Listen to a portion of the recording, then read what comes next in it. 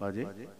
তো মহাপ্রভু কৃপায় কি হয়, চৈতন্য চরিতামৃতে বললেন, ঈশ্বরের কৃপালে শয়ত যাহারে সেই তো ঈশ্বর তত্ত্ব বর্ণিবারে পারে। যতক্ষণ মহাপ্রভু কৃপা না হচ্ছে, ঈশ্বরের কৃপা না হচ্ছে, ততক্ষণ ঈশ্বর তত্ত্ব তার বোধগম্য হবে না, গ্রন্থ পড়ে কোনো কিছু তার হবে না, যতক্ষণ না কৃপা হচ্ছে।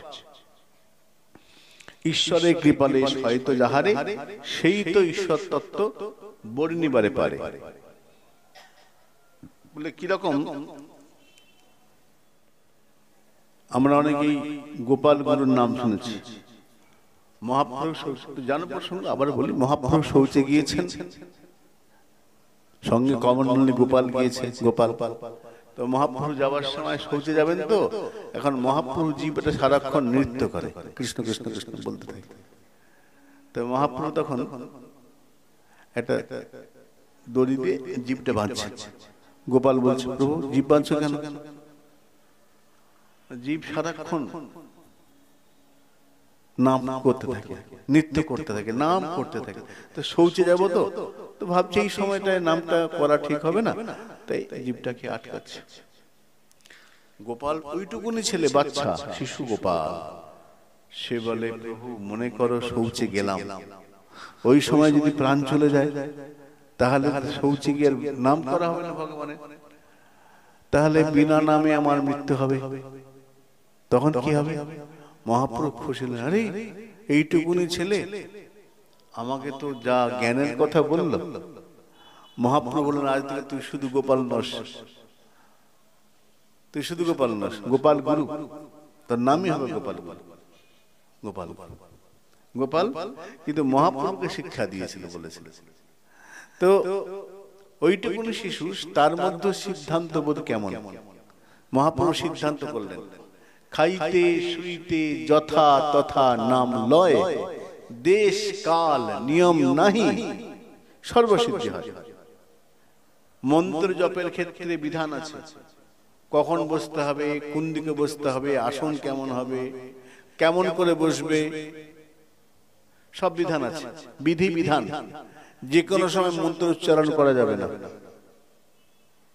বিধি আছে।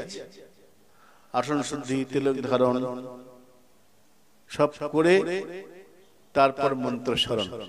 মন্ত্র স্মরণ আগে কিছু ক্রিয়া আছে, মন্ত্রের সময় আছে, মন্ত্রের ঋষি আছে, মন্ত্রের দেবতার জ্ঞান হতে হবে, মন্ত্রের ঋষি দেবতা ছন্দ এগুলো জেনে বুঝে বিনিয়োগ বুঝে মন্ত্র জপ করতে হবে।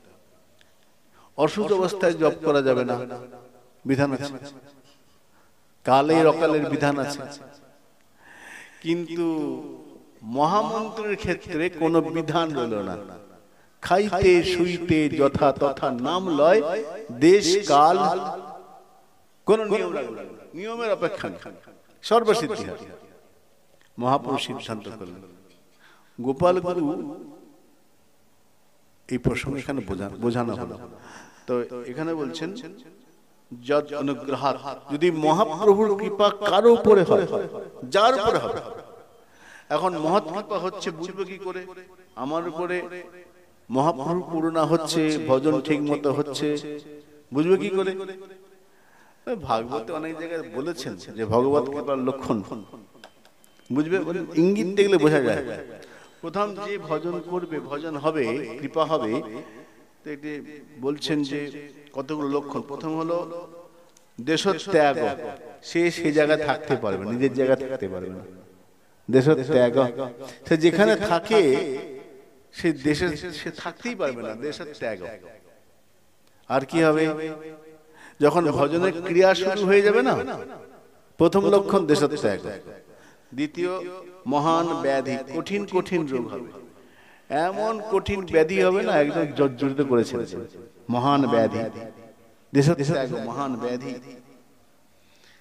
বিরোধ বন্ধবী সাহা, যারা তার খুব কাছের লোক, প্রিয়জন, আপনজন, তাদের সঙ্গে বিরোধ শুরু হয়ে যাবে, প্রীতি থাকবে না, প্রীতিভঙ্গ, বিরোধ।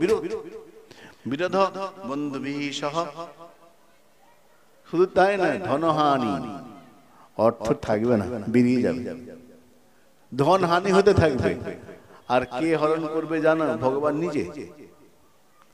ভগবান নিজে মুখে বলছেন, যস্যাম অনুগৃহ্ণামি, আমি যাকে অনুগ্রহ করি তার কি করি জানো? কি করো? হরিষ্যে তদ্ধনং শনৈ, তার ধন সম্পদ যা আছে সব হরণ করে দিই। তখন কি হয়? তার যারা প্রিয়জন সঙ্গে সঙ্গে ঘুরে সব ছেড়ে যাবে। কেন? দিতে পারবে না তো। স্বজনই সাহা, স্বজন তাকে ছেড়ে ছেড়ে চলে যাবে। আত্মীয় স্বজন যারা আছে খুব কাছের লোক, সেগুলো আগে সত্যি আরম্ভ করবে। কেন? অর্থ নেই। যতক্ষণ অর্থ আছে সুখের পয়রা প্রচুর জমবে। অর্থ নেই, কোন পায়রা থাকবেই না, সুখের পয়রা চলে যাবে। বিরোধী বন্ধবী সাহা, আর ধনহানি অপমানাঞ্চ, কথায় কথায় অপমানিত হতে হবে। আমরা বলি আমার কপাল এইরকম, ভগবান তুমি এরকম করলে, এত তুলসী দি, এত ব্রত করে নির্জলা আমার জন্যই। আরে লক্ষণ তো ওটা কৃপা, ওগুলো হচ্ছে মানে কৃপা শুরু হয়েছে, তুমি কৃপা নিতে পারছো না। অপমানাঞ্চ মদ অনুগ্রহ লক্ষণম, আমার কৃপার লক্ষণই এইগুলো। অর্থ আসবে না, অর্থ চলে যাবে। চরিতামৃত বলেছেন কথা, বলেছেন তো, কৃষ্ণ কৃপার এক স্বাভাবিক ধর্ম, রাজ্য ছাড়ি করায় তারে ভিক্ষুকের কর্ম। রাজমন্ত্রী সনাতন রাজ্য রাখতে পারলো, ছেড়ে চলে যেত। ধ্রুব শ্রীপাদ ঠাকুর নরোত্তম রাজ্য পেয়েছে না ছেড়েছে? ছেড়েছে।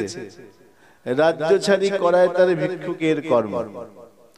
মদ অনুগ্রহম লক্ষণম, আমার কৃপা হচ্ছে বুঝবে যখন এইগুলো শুরু হবে। আর এগুলো হচ্ছে না, খুব সুখে আছো, কৃপা থেকে অনেক দূরেও আছে। সুখে আছো মানে কৃপা থেকে দূরে আছে। আর এগুলো আসছে মানে কৃপার সঞ্চার হচ্ছে, ভগবত কৃপার লক্ষণ। এখানে বললেন বালোপি যদনুগ্রহাৎ, যখন মহাপ্রভুর কৃপা হবে তখন শিশুমতি বালক অজ্ঞ, যে কিছু বোঝে না, সেও বুঝতে শুরু করবে। শুধু বুঝবে নয়, সিদ্ধান্ত সাগরম, কঠিন কঠিন সিদ্ধান্ত তার মুখ দিয়ে বেরোতে আরম্ভ করবে। যে অন্য কেউ করতে পারছে না সে করে ফেলবে। একনাথ স্বামীর প্রসঙ্গ আছে। একনাথজি মৃত্যুশয্যায় শুয়ে রয়েছে, স্বামী একনাথ মহারাষ্ট্রের সাধক, মৃত্যুশয্যায় শুয়ে রয়েছেন। তো একটা গ্রন্থ লিখছিলেন, একনাথী ভাগবত আছে, একনাথী ভাগবত লিখছেন। ওই সময় শয্যাশায়ী, সমস্ত শিষ্যরা পাশে ঘিরে আছে। একনাথ স্বামীর শিষ্য, এই সন্তান, নিজের সন্তান পড়াশোনা করতে কাশিতে গেছে, তাকে খবর দেওয়া হয়েছে একনাথ অসুস্থ। একনাথ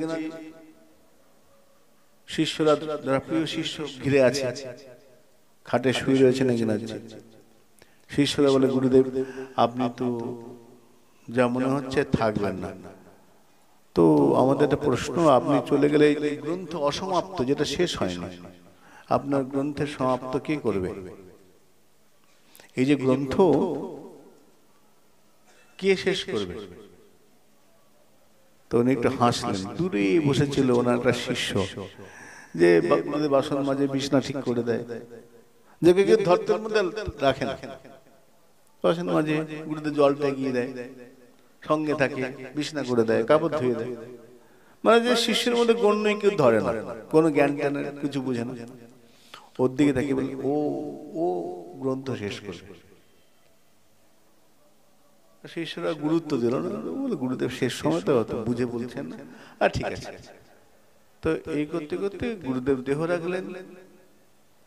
ছেলে এলো কাশি থেকে, বড় পণ্ডিত, যা কাজ টাজ হয়ে গেল। এরপরে প্রশ্ন উঠলো, গুরুদেবের অসমাপ্ত গ্রন্থর কি হবে? তো বেশিরভাগ শিষ্য বলে, গুরুদেবের ছেলে আছে এত বড় পণ্ডিত, ও আর ঠিক হয়ে গেল, গুরুপুত্র করে দেবেন, চিন্তা নেই। এবার গুরুদেবকে যখন গুরুপুত্রকে বললো, দেখুন গুরুদেব গ্রন্থ লিখছিলেন, শেষ হয়ে গেছে, শেষ করা যায়নি, তো আপনি দেখুন, আমাদের মাথায় তো ঢুকছে না। গুরুপুত্র বড় পণ্ডিত, কিন্তু গ্রন্থ থেকে বলছে, এ আমার কম্য নয়, আমি পারবো না। এ কি বলছেন? আপনি গুরুদেবের ছেলে, কাশি থেকে পড়াশোনা করেছেন, বড় পণ্ডিত, আপনি তাহলে কি করবে? সে আমি জানি না, কিন্তু এই আমার মাথায় ঢুকছে না, আমি কি করে শেষ করব? বলে আপনি কাশিতে পড়েছেন যে, তা পড়তে পারি, কিন্তু এই গ্রন্থ আমার দ্বারা হবে না। তো উনি তখন গুরুপুত্র এক কাজ করো, বাবার দেহরের কথা কিছু বলেছিল তোমার প্রসঙ্গ? তো হ্যাঁ আমরা প্রসঙ্গ তুলেছিলাম। কিছু বলেন? বলে কিছু তো মনে পড়ছে না। তা একজন বলে, এই যখন গুরুদেব বললো না যে ওই ওর নাম পুন্ডরপুরের নাকি নাম ছিল, পুন্ডরপুর, ওই ওকে দাও, ওকে দেখেছিল? দূর, ওকে এবারে স্কুলে কোনোদিন যায়নি বেটা, ওর দ্বারা হবে না, আপনি বলুন। তখন গুরুদেব বলছেন না, ওকে ডাক, ওকে ডাক। ওই বাবা যখন বলছে ওকে ডাকো, তো এসেছে। ও তো দূরে বাসন মাঝে, বেদ দিয়ে দশ গ্রন্থ কোনোদিন পড়েনি, শুনেনি, ওই হাত। এই শোন, আমার বাবা তোর গুরুদেব বলেছে বইটা শেষ করতে হবে। হ্যাঁ করুন, তোকে করতে হবে। ও তো হেসেই অস্থির, আপনি আর লোক বলেন না, আমাকে ধরেছেন, স্কুলের মুখী দেখিনি আমি। বলে না না বাবা তো তোর কথা বলে গেছে। আমি কি করে করবো? না তোকে বলতে হবে। আরে মহাজালা, আমি তো এসব বইটি খুলে দেখিনি কোনোদিন। তো গুরুপুত্র বলে কাজ, আমি তোকে বইটা পড়ে পড়ে প্রশ্ন করবো, তুই উত্তর দিতে পারবি? আমি কি উত্তর দেবো? আরে তুই তো বাবার সঙ্গে ছিলি অনেকদিন। হ্যাঁ গুরুদেবের সঙ্গে খুব ঘুরেছি। তো বাবা যা যা বলতো মনে আছে? হ্যাঁ মোটামুটি মনে আছে। তো বলবি। তো গুরুপুত্র প্রশ্ন করছে আর উত্তর দিচ্ছে, এটা এইরকম গুরুদেব উত্তর দিত। আর যে বলছে মিলে যাচ্ছে, আরে হ্যাঁ ঠিক মিলছে উত্তরগুলো। তো গুরুপুত্র প্রশ্ন করছে, শিষ্য যে বাসন মাজতে গুরুদেব বিছনা করত, সে উত্তর দিচ্ছে, এবং এগিনাতি ভাগবত সম্পূর্ণ হলো। গুরুদেব বলেছিলেন ও শেষ করবে, শেষ হলো। তা কি হলো?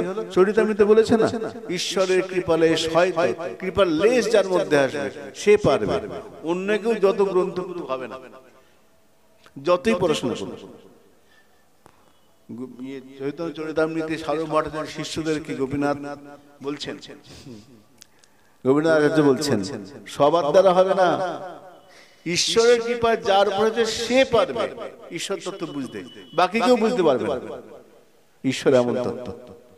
তো মহাপ্রভু কৃপা যার উপরে হবে, সে যে অবস্থায় হোক, বালক হোক, বৃদ্ধ হোক, মূর্খ হোক, পণ্ডিত হোক, সে পারবে, সিদ্ধান্ত সাগর অনায়াসে পার হয়ে যাবে।